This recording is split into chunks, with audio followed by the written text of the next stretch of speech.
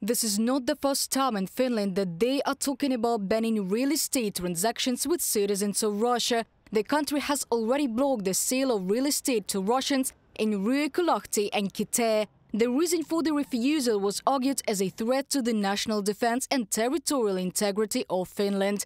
In a similar way, the Ministry of Defense explained the blocking of 3 transactions in January 2024. The decision concerned a former factory building in Ilomantsi and 2 stores in Sotkamo. In Ilomantsi, the buyer was Tornado Logistics Oy, a company owned by Oleg Fokin, the former head of the Petrozavodsk city council, who had previously served a sentence in Russia for fraud. From a message on the official website of the Finnish Ministry of Defense.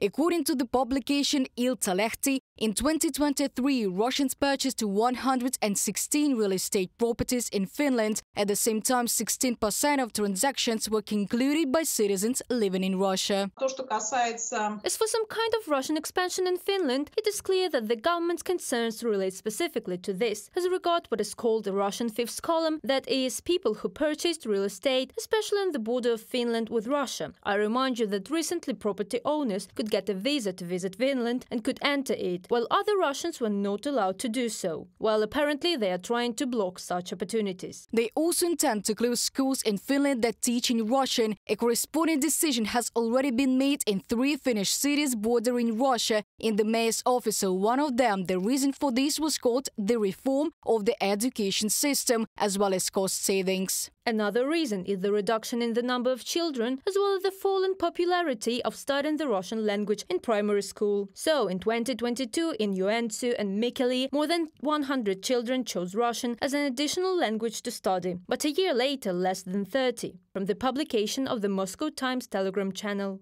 They also will not finance education in Russian in Estonia.